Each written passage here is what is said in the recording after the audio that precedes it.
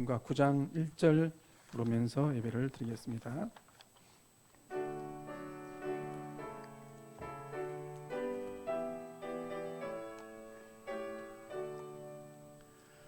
하늘에 가득 찬 영광의 하나님, 온 땅에 충만한 존귀하신 하나님, 생명과 빛으로 지혜와 권능으로 언제나 우리를 지키시는 하나님, 성부와 성자와 성령 삼위의 하나님, 우리 예배를 받아 주시옵소서.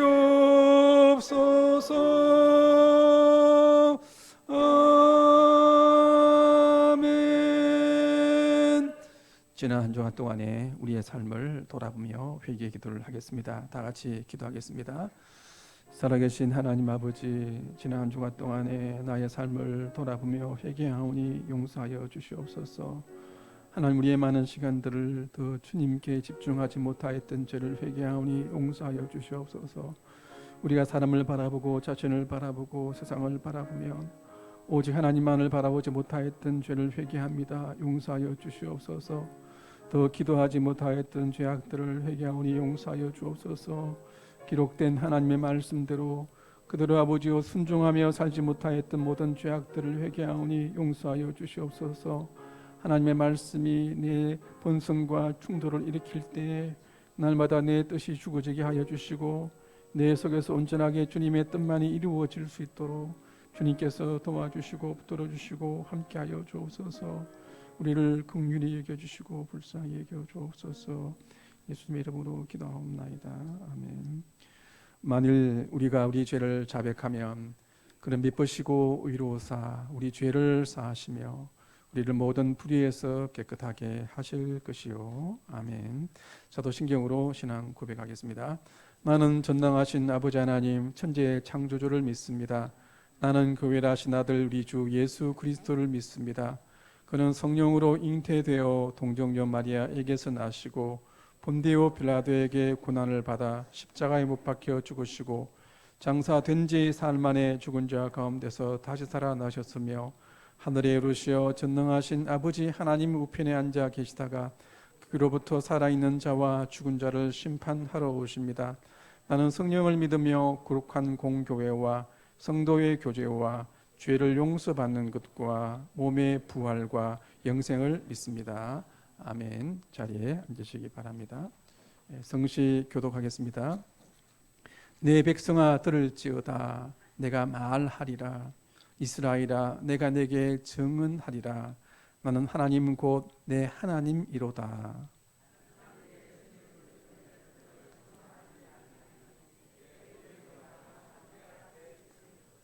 내가 내 집에서 수소나 내 우리에서 숫염소를 가져가지 아니하리니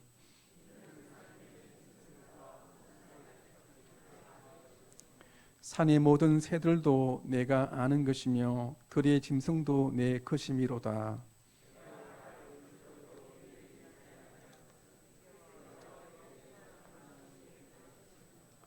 내가 수소의 고기를 먹으며 염소의 피를 마시겠느냐.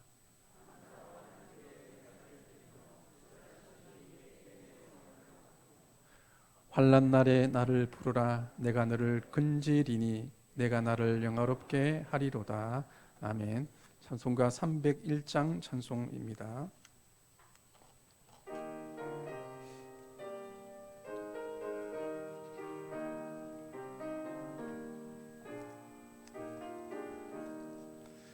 지금까지 지내온 것 주의 크신 은혜라.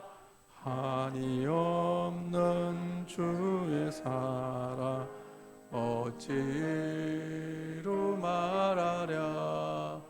자나깨나 주의 손이 항상 살펴주시고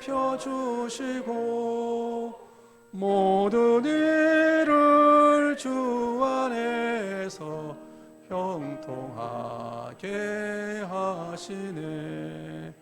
몸도 맘도 연약하나 세임받아 살았네.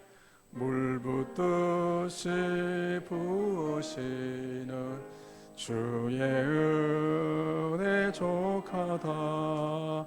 사랑 없는 거리에나 험한 산길에 맬 때 주의 손을 굳게 잡고 찬송하며 가리라. 주님 다시 배올 날이 날로 날로 다가와 무거운 짐 주께 맡겨 벗을 날도 멀잖네. 나를 위해 예비하신 고향 집에 돌아가 아버지의 품 안에서 영원토록 살리라.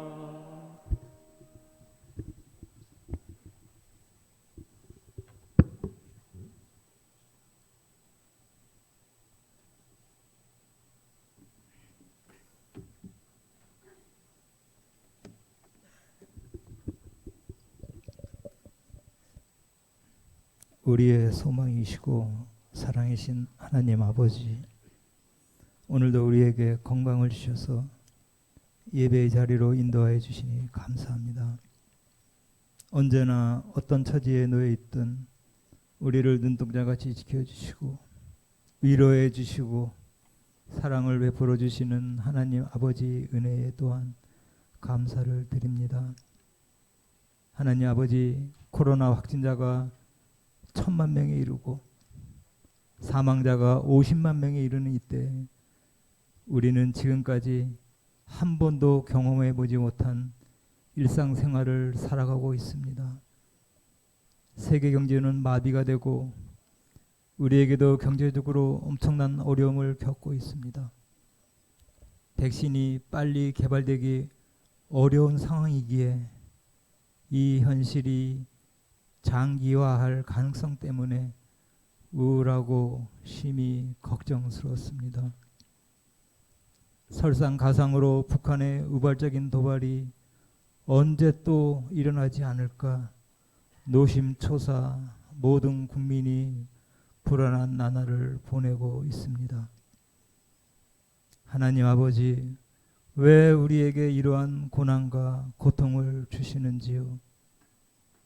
하나님의 뜻을 우리는 잘 알 수는 없지만 주님께서 이 또한 지나가리라 하신 말씀처럼 반드시 극복이 될 줄 믿습니다.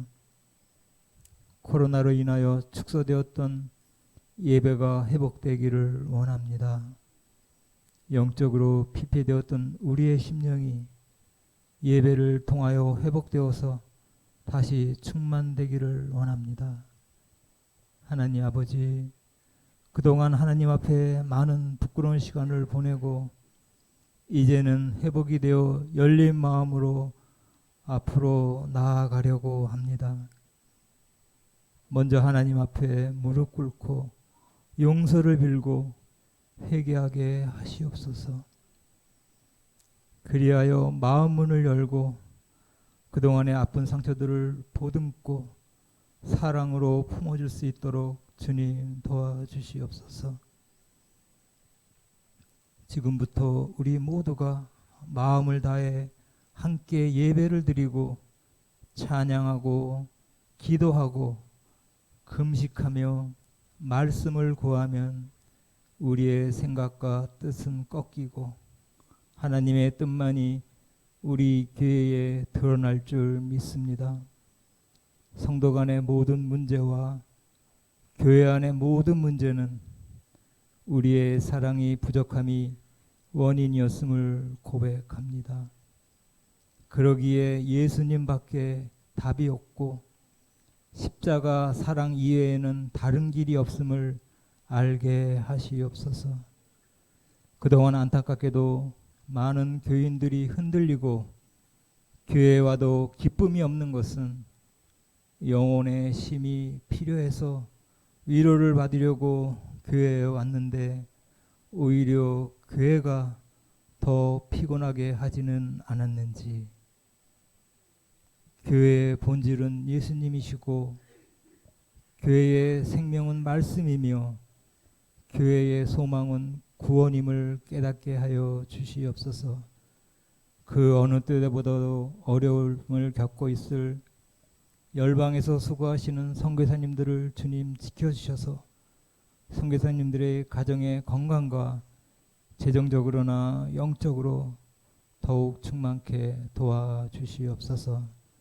하나님 아버지, 우리 동부제일교회를 긍휼히 여겨 주시옵소서. 비온 뒤 땅이 더욱 굳어지듯 지금의 고난을 통해서 더욱더 튼튼한 교회로 거듭날 수 있도록 주님 지켜주시고 함께하여 주시옵소서. 하나님 아버지, 바라옵기는 단위에 세우신 귀한 목사님 영육간에 강건케 하여 주셔서 바른 말씀만 전하게 하시고 사람을 두려워하지 않고 하나님만을 경외하며 주님 편에 서서 굳게 서서 소신을 갖고 양들을 잘 양육할 수 있는 선한 목자로 세워 주시옵소서. 이제 다시 힘을 얻고 기도로 사랑하는 시온 찬양대에게 힘을 주시고 능력을 주셔서 예전처럼 마음을 다해 하나님만을 찬양하는 귀한 찬양대가 될 수 있도록 도와주시옵소서. 오늘도 육신이 연약하여 또는 여러 가지 이유로 예배에 참석하지 못한 하나님의 자녀들이 있습니다. 기억하여 주시고 치유의 은혜를 내려 주시옵소서. 하나님 아버지, 우리의 인생이 짧고 고생만 하다가 지금은 늙고 병들어 힘이 없어 보여도 우리가 억울하거나 서럽지 않는 것은 우리는 돌아갈 집, 본향, 천국이 있음을 믿기 때문입니다. 하나님만 바라보며 한눈 팔지 않고 이 땅에서 살다가 눈을 감는 마지막 날이 천국에서의 첫날임을 믿습니다. 언제일지 모르지만 그날은 반드시 오기에 오늘도 주님만 바라보며 기도하고 찬양하며 잘 준비하며 나아가게 하시옵소서. 하나님 아버지, 이 예배 시간과 함께 임재하여 주셔서 이 예배가 감사가 넘치는 살아있는 예배가 되게 하여 주시옵소서. 이 모든 말씀 거룩하시고 영화로우신 예수님 이름으로 기도드리옵나이다. 아멘.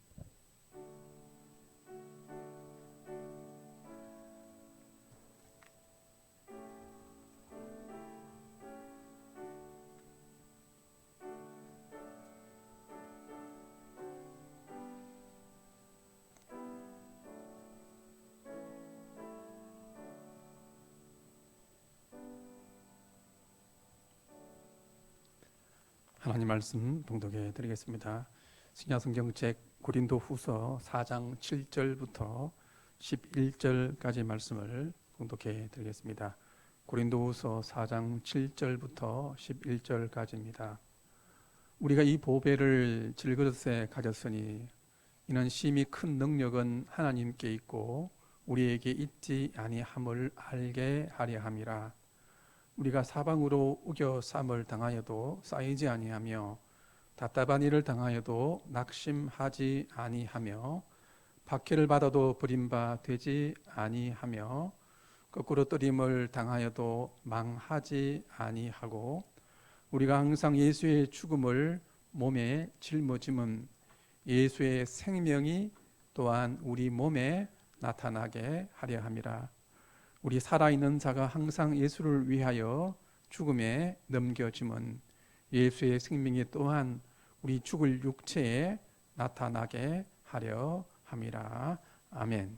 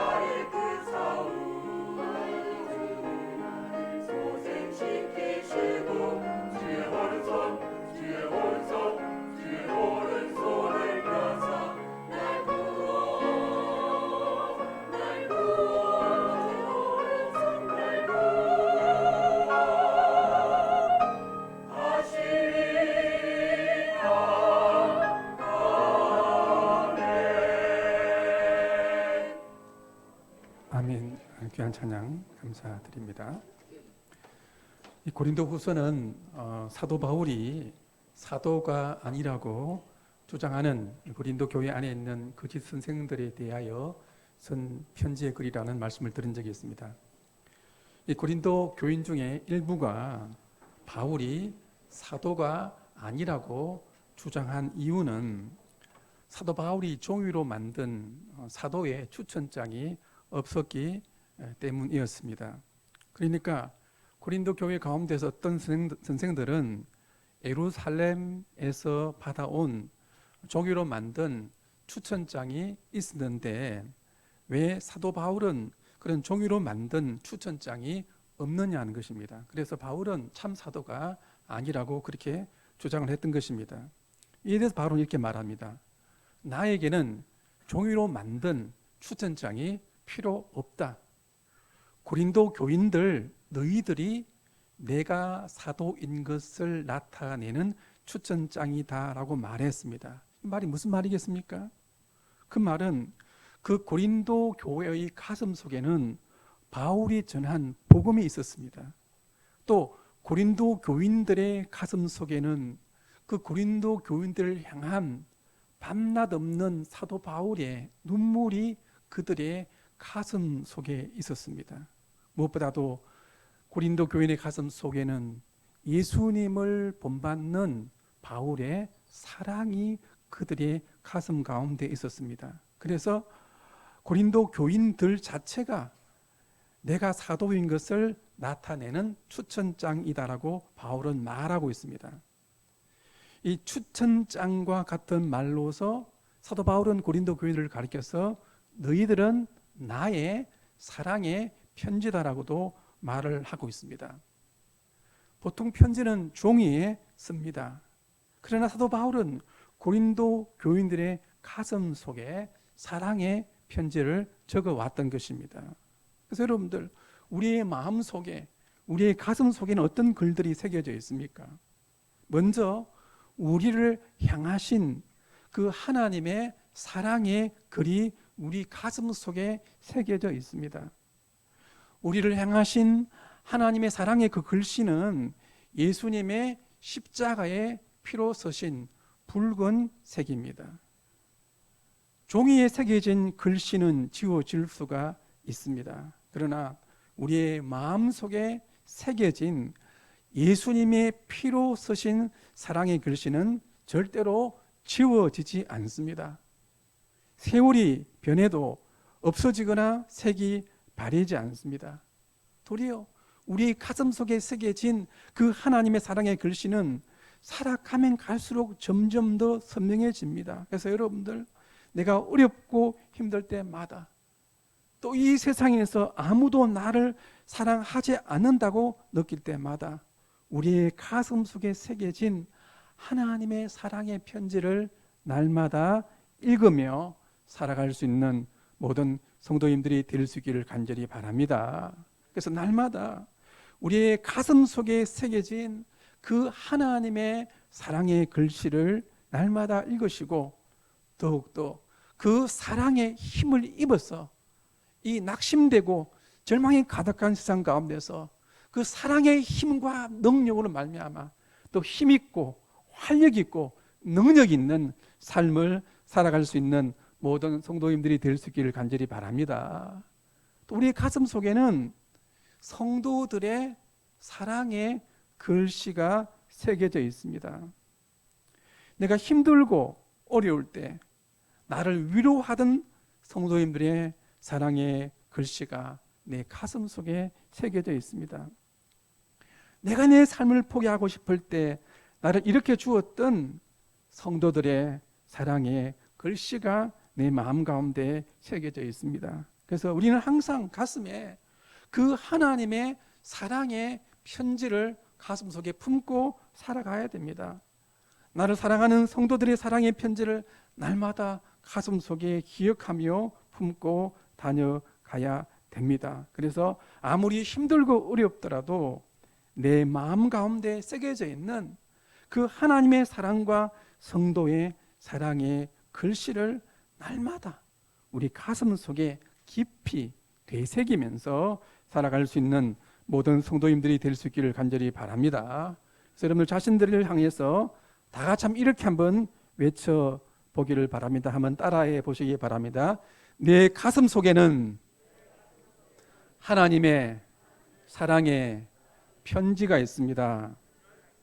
내 가슴 속에는 성도들의 사랑의 편지가 있습니다. 날마다 이 사랑의 편지를 가슴에 품고 기억하며 살아갈 수 있는 모든 성도님들이 될 수 있기를 간절히 바랍니다. 또 바울이 사도가 아니라고 한 이유는 바울이 인간적인 외모로 볼 때 보잘것이 없었기 때문입니다. 고린도후서 10장 7절을 보면 이렇게 말합니다. 바울은 말하기를 너희는 외모만 보는 도다라고 말합니다. 우리가 아는 것처럼 바울은 얼굴이 잘생기지 못했던 것 같습니다. 뿐만 아니라 고린도 교인들이 볼 때 사도 바울은 육신적으로 아주 약하게 보였습니다. 그래서 고린도후서 10장 10절에 보면 이렇게 말합니다. 그들 즉 고린도 교인들이 말이 그 바울의 편지들은 무게가 있고 힘이 있으나 그가 몸으로 대할 때는 약하고 그 말도 시원하지 않다 하니라고 말합니다. 그러니까 이 고린도 교인들이 하는 말입니다.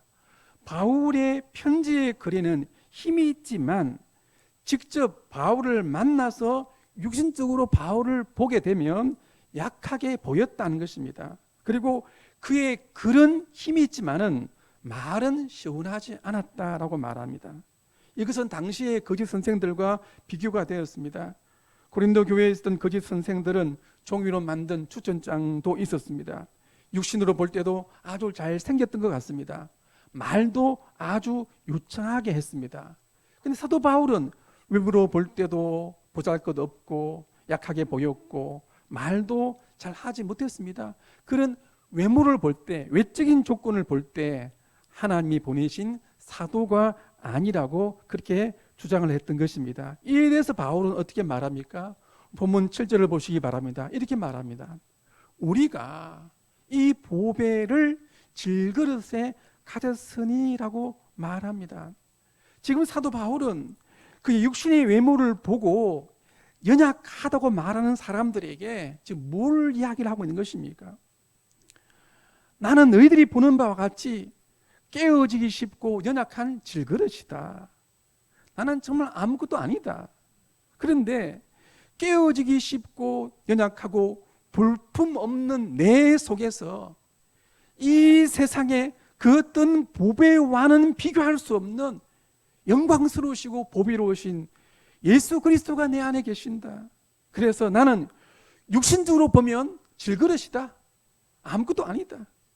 그러나 내 안에 계신 영광스러우신 보배이신 예수님 때문에 나는 영광스럽고 존귀하고 보배로운 존재다라고 지금 말하고 있는 것입니다. 우리도 마찬가지인 것입니다. 세상 사람들은 항상 우리 육신의 외모만을 봅니다. 그래서 우리의 외모, 겉모습만 가지고 우리를 판단합니다. 네가 얼마나 많이 돈을 가졌느냐, 네가 어디에 사느냐, 얼굴이 어떻게 생겼느냐, 얼마나 말을 잘 하느냐, 내가 나이가 많으냐 적으냐, 어떤 이런 것들을 가지고, 이런 외모를 가지고, 외적인 모습을 가지고 우리를 판단합니다. 어떨 때는 우리 자신들도 우리 육신의 외모를 가지고 우리를 판단할 때가 있습니다. 그런데 여러분들, 우리 안에는, 예수 믿는 우리 안에는 이 세상에 그 어떤 보아와도 비교할 수 없는 예수 그리스도가 내 안에, 우리 안에 계심을 믿을 수 있기를 간절히 바랍니다. 그래서 비록 나는 질그릇이지만 세상의 모든 것들보다 귀한 예수 그리스도가 내 안에 계시기 때문에 우리 모두가 주님 보시기에, 하나님 보시기에 영화롭고 보배롭고 존귀한 존재임을 분명히 기억하시고 믿을 수 있기를 간절히 바랍니다. 그러면 하나님께서 영화로우시고 보배로우신 예수 그리스도를 왜 연약한 질그릇 같은 이 육체에 두신 이유가 무엇이겠습니까? 그것은 질그릇 같은 나 자신을 의지하지 말고, 내 육신을 의지하지 말고 내 안에 계시는 능력이 심히 크신 예수 그리스도만을 의지하도록 하기 위함입니다. 그래서 본문 7절을 다시 다 같이 한 번 더 읽어보도록 하겠습니다. 같이 읽겠습니다. 시작.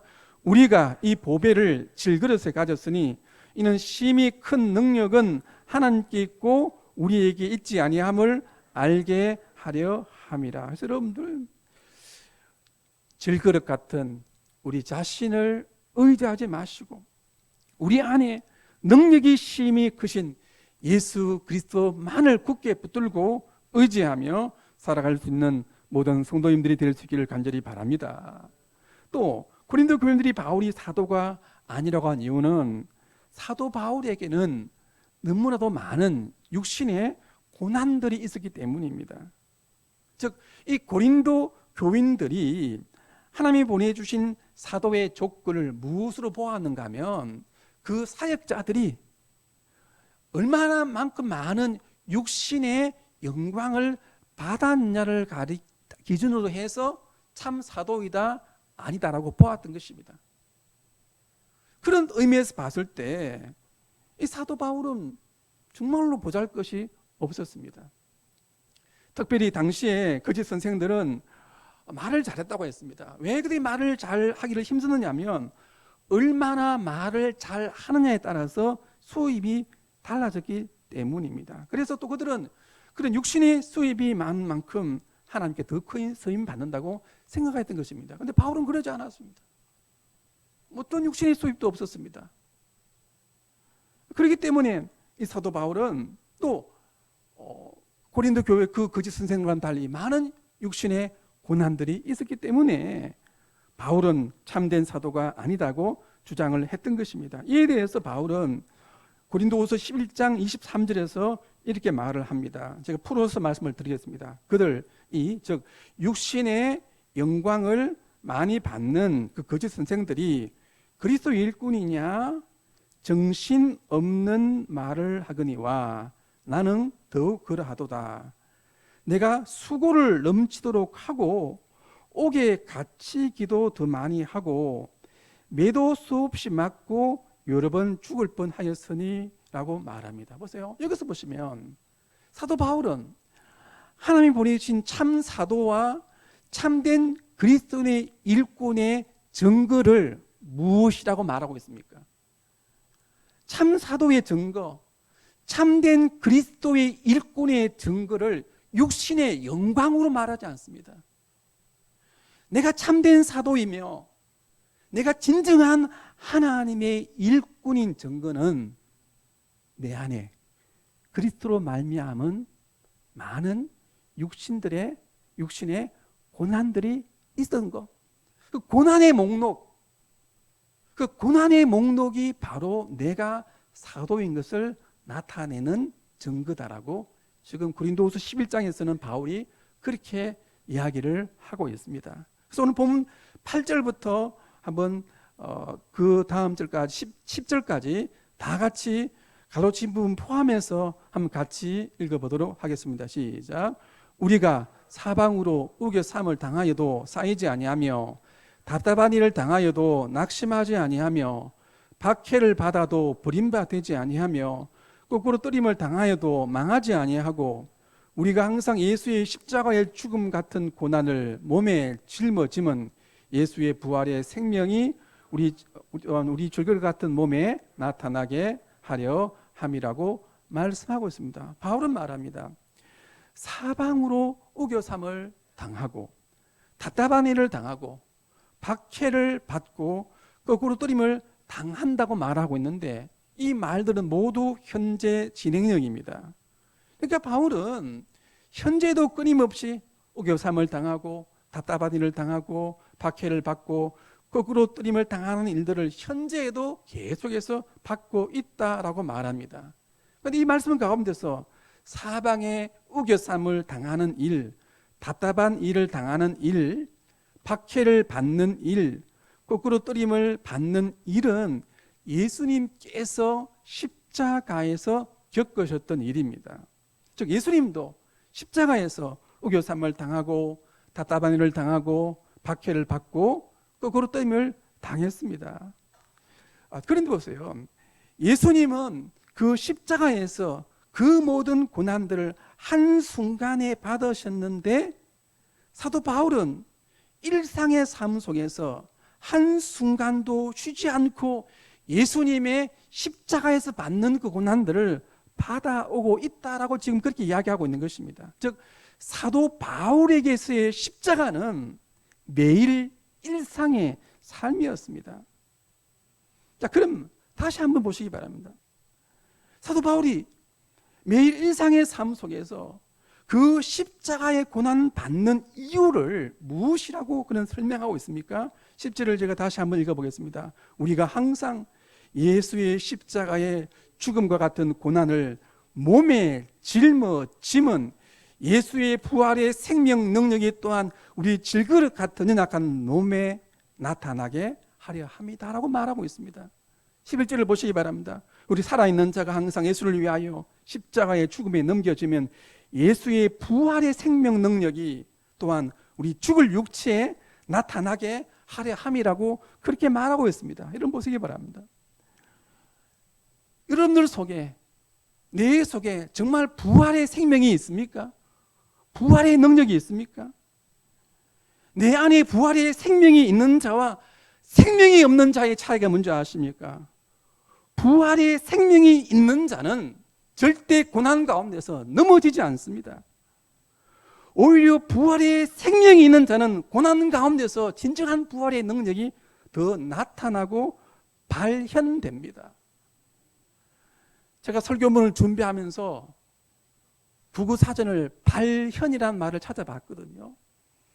발현이란 말은 감추어졌던 것인데 어떤 순간에 현실 가운데 드러나게 되는 것이라고 말합니다. 우리 안에 부활의 생명이 있습니다. 이 부활의 생명은 고난이 없을 때는 내 안에 부활의 생명이 있는지 없는지 모릅니다. 고난이 닥칩니다. 답답한 일을 겪습니다. 억울한 일을 겪습니다. 십자가의 고난 같은 삶을 겪습니다. 그럴 때 우리 안에 감추어져 있는 부활의 생명, 부활의 생명이 그 고난 가운데서 더 나타나고 더 발현되고 있다는 사실을 기억하시고 믿을 수 있기를 간절히 바랍니다. 그래서 하나님께서 사도 바울에게 날마다의 십자가의 고난을 허락하신 이유가 무엇입니까? 그 이유는 그 고난을 통해서 예수의 부활의 생명, 부활의 능력이 나타나게 하기 위함입니다. 우리의 삶도 마찬가지인 것입니다. 하나님께서 우리의 삶 가운데 왜 끊이지 않는 크고 작은 고난들을 허락하십니까? 그 이유는 그 고난 때문에 우리를 넘어뜨리게 하기 위함이 아닙니다. 고난 가운데서 우리를 죽이시기 위함이 아닙니다. 그 고난 가운데서 우리에게 있는 부활의 능력이, 우리에게 있는 부활의 생명이 나타나게 하기 위함입니다. 그래서 바울은 말하기를, 에베소서 말하기를 너희의 마음의 눈을 열어서 죽음을 이길 수 있는 부활의 능력이 너희 안에 있음을 알게 되기를 내가 기도하노라라고 말을 하고 있습니다. 다시 말씀드립니다. 부활의 능력, 부활의 생명은 우리가 죽었으만 나타나는 것이 아닙니다. 이 땅에서도 얼마든지 죽음을 이길 수 있는 부활의 생명 능력을 맛보고 체험할 수가 있습니다. 그래서 여러분들, 예수를 믿는 우리 안에, 예수를 믿는 내 속에 죽음을 이길 수 있는 생명이, 부활의 능력이 내 안에 베풀어져 있다는 사실을 분명히 기억하시고 믿을 수 있는 모든 성도님들 될 수 있기를 간절히 바랍니다. 그래서 어떻게 살아가야 되겠습니까? 우리에게 주어진 십자가, 그것이 어떤 십자가이든지, 가정의 십자가이든지 교회의 십자가이든지 내가 짊어져야 될 십자가를 힘들다 해서, 괴롭다 해서 고난의 십자가를 피하여 가지 마시고 오히려 십자가의 삶을 살아가는 가운데서 나를 일으켜주시는 부활의 생명과 부활의 능력을 날마다 내 삶 가운데서 체험하며 살아갈 수 있는 모든 성도님들이 될 수 있기를 간절히 바랍니다. 그럼 바울은 날마다 어떻게 십자가의 고난을 경험했으며 어떻게 부활의 능력으로 이기는 삶을 살았습니까? 첫째는 바울은 사방으로 우겨쌈을 당하여도 부활의 능력으로 쌓이지 않는 삶을 살았습니다. 여기서 사방으로 우겨쌈을 당한다는 말은 포도주를 짤 때에 포도주 틀에 넣고 짓 누르는 것을 말합니다. 즉 우리의 삶이 포도주 틀 안에 있는 포도 알갱이와 같이 사방에 우겨삼을 당할 때가 있습니다. 열왕기하 6장 14절에 보면 아람 군대가 엘리사 선자를 잡으려고 사마리아 성 사방으로 둘러 포위를 하는 일이 있었습니다. 그때 엘리사의 종이 두려워서 엘리사에게 이 사실을 고합니다. 그때 엘리사가 어떻게 말합니까? 이렇게 말합니다.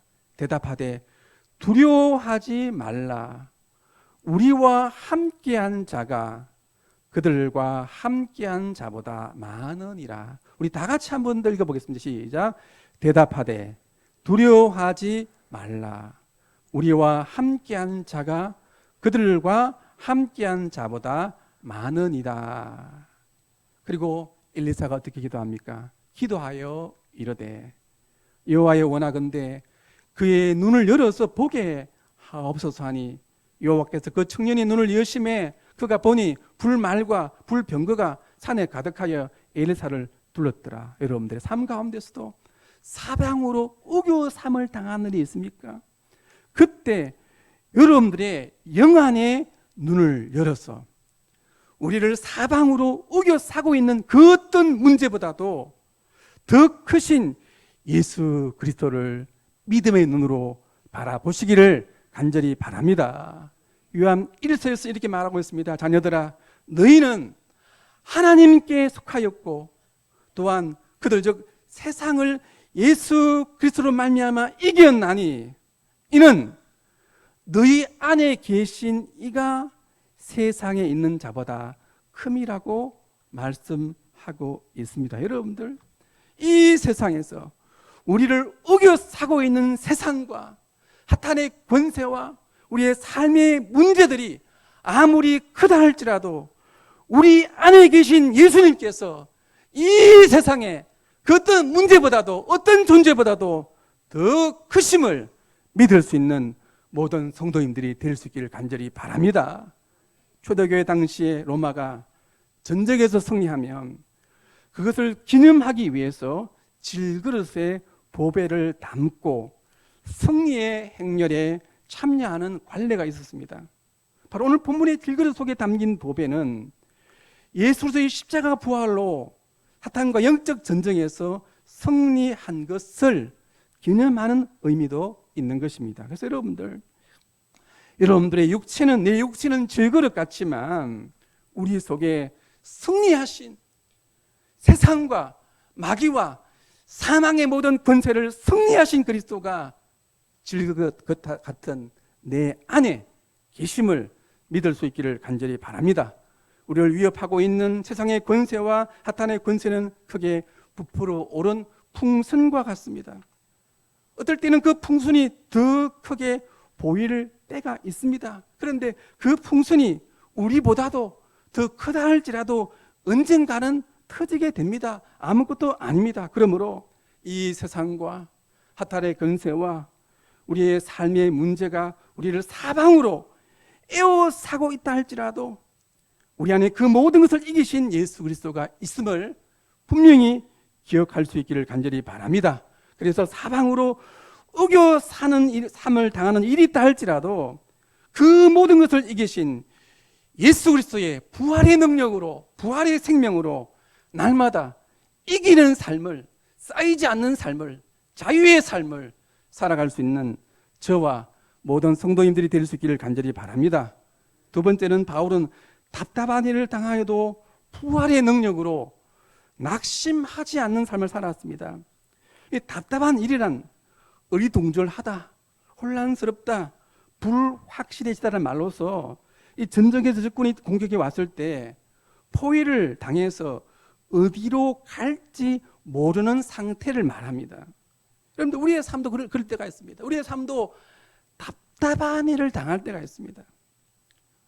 문제들이 포위를 당해서 어디로 가야 할지 어떻게 해야 할지 방법을 찾지 못할 때가 있습니다.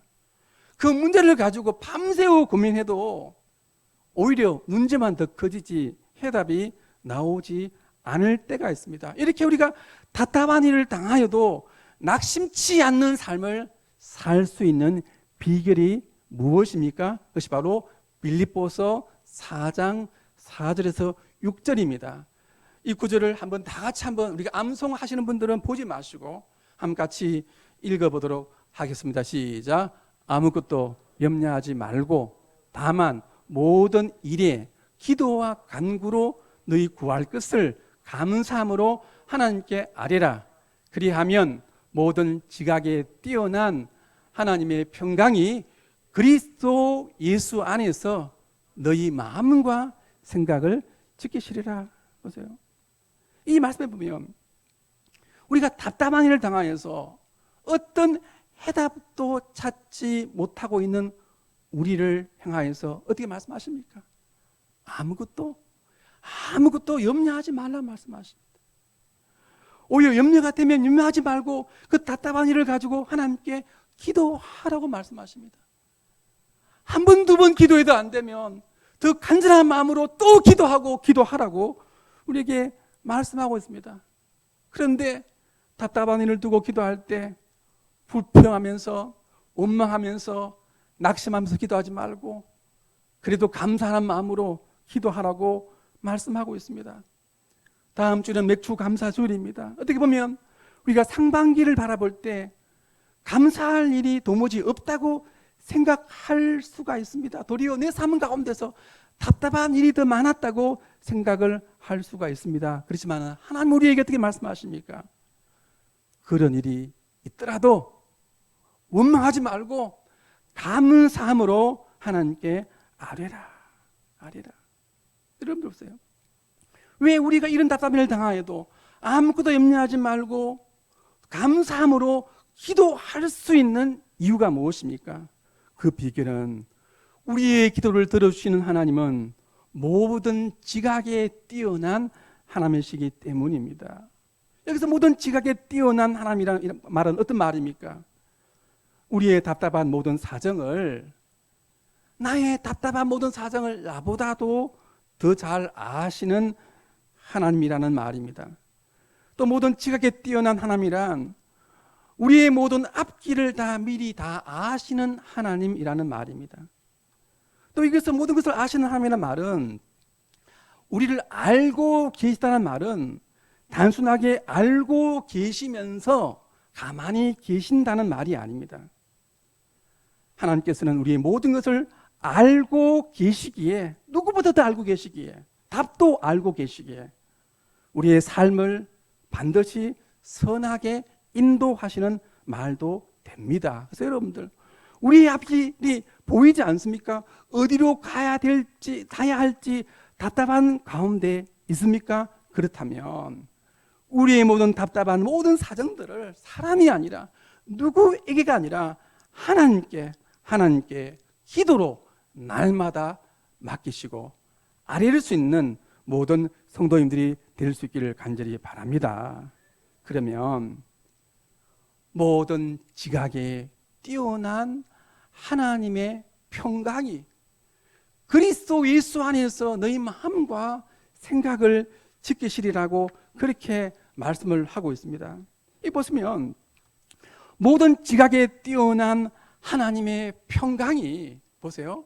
어디 안에서 우리의 마음과 생각을 지키신다고 말씀하고 있습니까? 바로 그리스도 예수 안에서라고 말하고 있습니다. 무슨 말입니까? 이런 말입니다. 답답한 일을 하나님께 맡기고 우리가 더 이상 답답한 문제에 매여 있지 말라는 것입니다.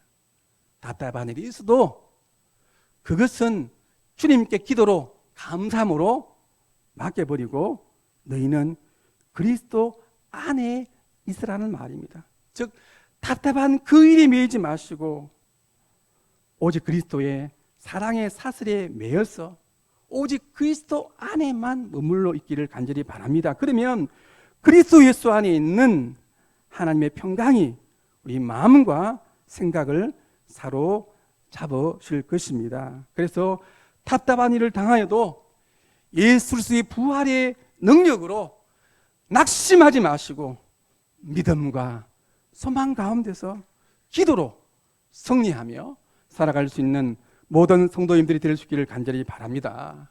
세 번째, 바울은 박해를 받아도 버림바 되지 않는 삶을 살았습니다. 박해를 받는다는 말은 사냥감에게 쫓기는 먹잇감 같은 삶을 말합니다.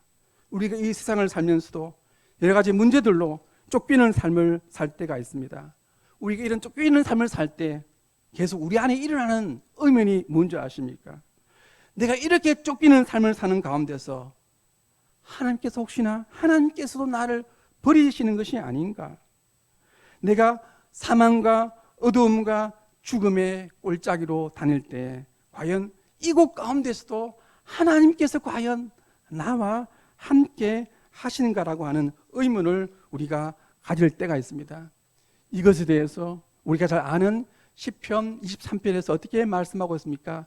23편 4절을 다 같이 한 목소리로 읽어보겠습니다. 시작. 내가 사망의 음침한 꼴짜기로 다닐지라도 해를 두려워하지 않을 것은 주께서 나와 함께 하심이라. 주의 지팡이와 막대기가 나를 안위하시나이다. 여러분 보세요. 우리가 아무리 이 세상에서 쫓기는 삶을 산다 할지라도, 그래서 우리가 사망의 음침한 꼴짜기로 내려간다 할지라도 그곳 가운데서도 주님께서 분명히 나와 함께 하심을 믿을 수 있기를 간절히 바랍니다.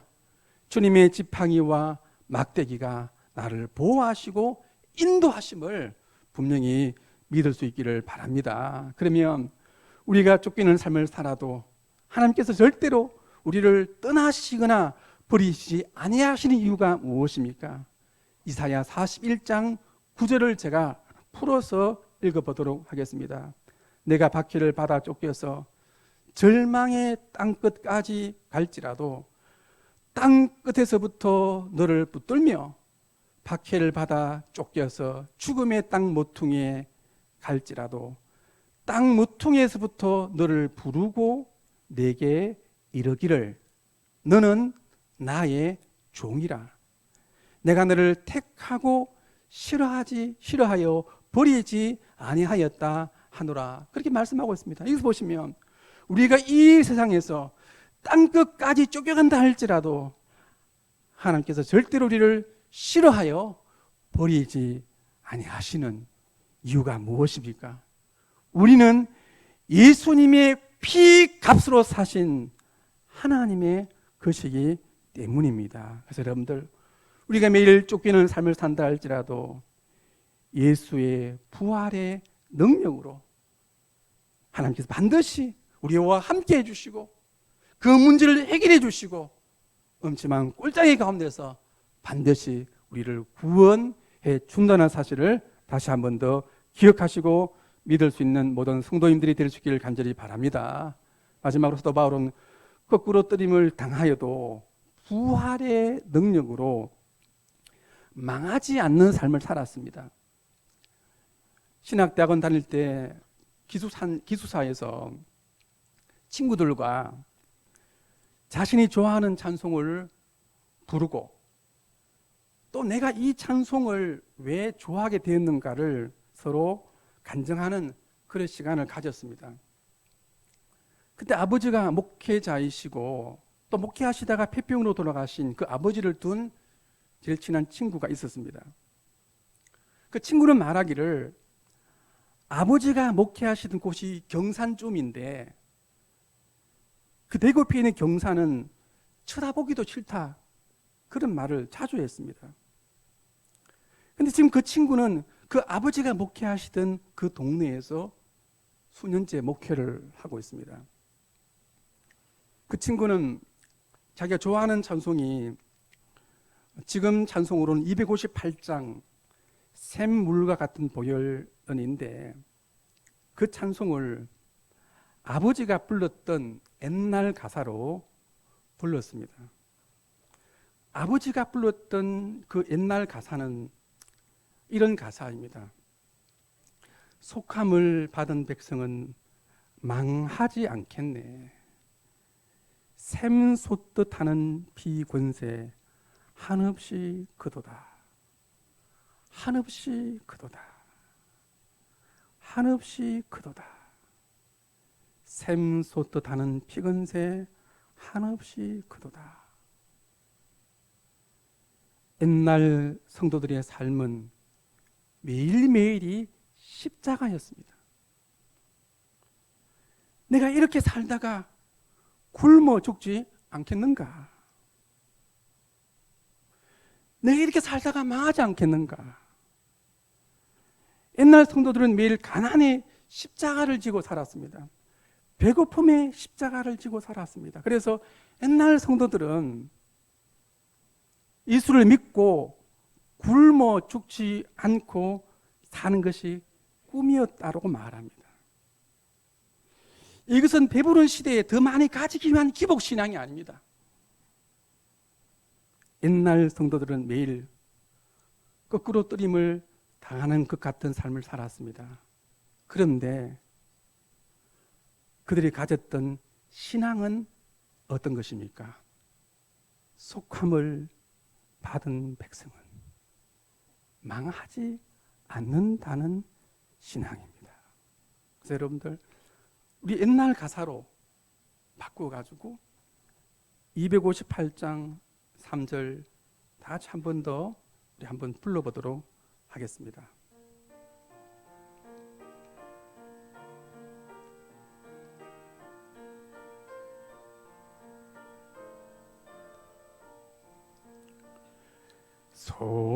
속함을 받은 백성은 망하지 않겠네. 샘솟듯 하는 피곤새 한없이 크도다. 한없이 크도다. 한없이 크도다. 샘솟듯 하는 피곤새 한없이 크도다. 담당했습니다. 속함을 받은 백성은 망하지 않겠네. 샘솟듯 하는 피곤새 한없이 크도다. 한없이 크도다. 한없이 크도다.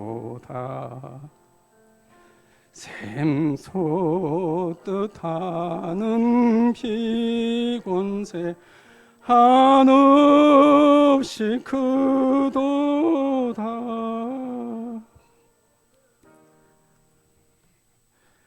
여러분들도 예수님의 피로 구속함을 받은 백성은 어떤 일을 당하여도 절대로 망하지 아니한다는 믿음과 신앙을 가질 수 있기를 간절히 바랍니다. 우리에게 있는 예수 그리스도의 십자가의 피 권세로 모든 것을 승리하며 이기며 살아가시기를 간절히 바랍니다.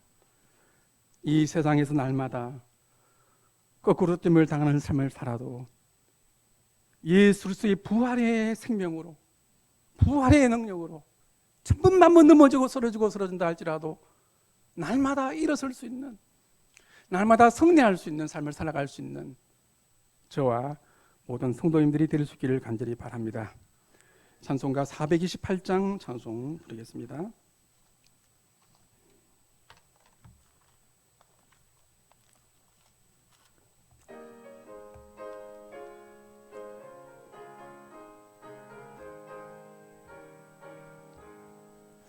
내 영혼에 햇빛 비치니 주 영광 찬란해. 이 세상 어떤 빛보다 이 빛 더 빛나네. 주의 영광 빛난 광채 내게 비춰 주시옵소서. 그 밝은 얼굴 배울 때 나의 영혼 기쁘다. 내 영혼에 노래 있으리 주 찬양합니다. 주 귀를 기울이시사 다 듣고 계시네. 주의 영광 빛난 광채 내게 비춰 주시옵소서. 그 밝은 얼굴 배울 때 나의 영혼 기쁘다. 내 영혼의 봄날 되어서 주 함께 하실 때 그 평화 내게 깃들고 주내 꽃피네.